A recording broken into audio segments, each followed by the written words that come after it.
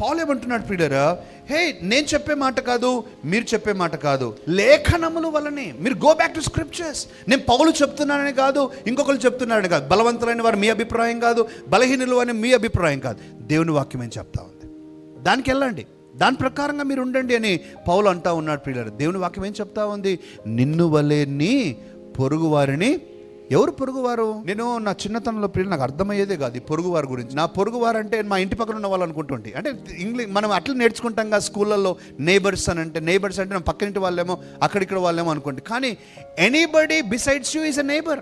నీ భార్య నీకు పొరుగు, నీ భర్త నీకు పొరుగు, నీ పిల్లలు నీకు పొరుగు, నీవు కాకుండా ఎవరైనా నీకు పొరుగే. అందుకనే నిన్ను వలే మిగతా వారందరినీ అని అర్థం.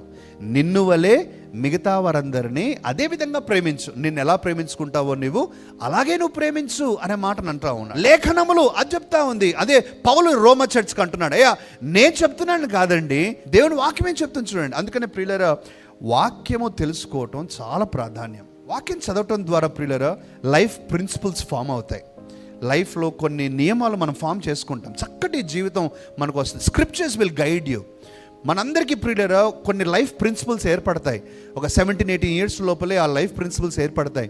కానీ ఆ లైఫ్ ప్రిన్సిపల్స్ ఆరోగ్యకరంగా లేకపోతే ఈ వాక్యము ద్వారా మనం మార్చుకోవచ్చు ప్రియులారా. వాక్యము ద్వారా మన లైఫ్ ప్రిన్సిపల్స్ మార్చుకోవచ్చు. It is difficult but it is possible. కష్టం కావచ్చు కానీ అసాధ్యం కాదు. క్రైస్తవులుగా మనకున్న అలవాటు ప్రియులారా, మనం ఏదో ఒక నాకు ఈ ఆలోచన ఉంది, ఇది ఎప్పుడో విన్నాను అని అనుకుంటాం. కానీ అరే అది ఎక్కడుందిరా, రేపు పొద్దున మీ ఆఫీస్లో కానీ మీ ఫ్రెండ్స్ కానీ ఎవరైనా, అరే మేమైతే ఇట్లా అనుకుంటున్నాం, మీ బైబిల్ ఏమని రాశారు, బైబిల్లో ఏమని అనుకుంటున్నారు అని చెప్తే వెంటనే ఇదిగో బైబిల్లో ఈ పలానా విధంగా రాశారని తీసి చూపించగలమా? అది తెలిస్తేనే కదా చూపించగలిగేది. ఇవి మనకు తెలియకపోతే మనం ఇతరులకు కూడా చెప్పలేం సంగతి పక్కన పెడితే మన లైఫ్ ఫార్మేషన్, మన నియమాలు, మన ప్రిన్సిపల్స్ సరిగ్గా ఫామ్ అవ్వవు ప్రియులారా. So that's why it is very important to familiarize the scriptures. Familiarize చేసుకోవటం చాలా ఇంపార్టెంట్. రోజు కొంచెం చదవండి ప్రియులారా, రోజు కొంచెం చదవండి. క్యాలెండర్ చదవండి, సోషల్ మీడియాలో చదవండి, మీ సొంత బైబిల్ చదవండి, అండర్లైన్ చేసుకోనండి, పక్కన రాసుకోనండి, రివైజ్ చేసుకోనండి. ఎప్పుడైనా పిల్లల స్టూడెంట్స్ ఎంత చక్కగా చదువుతాం కదండి. స్టూడెంట్స్గా ఉన్నప్పుడు బుక్లోనే రాస్తాము, చిన్న చిన్న పేపర్స్ రాసుకొని గోడకు అతికించుకుంటాము, ముందుకు పోయి వెనక్కి పోయి మళ్ళీ చదువుకుంటూ ఉంటాం, అద్దం దగ్గర పెట్టుకుంటాం, అన్నీ పెట్టుకొని. కానీ బైబిల్ దగ్గరకు వచ్చేసరికి చాలా అలసత్వంతో ఉంటాం, అండర్లైన్ కూడా రాసుకోం. ప్రియులారా, let us have a habit of reading the Bible.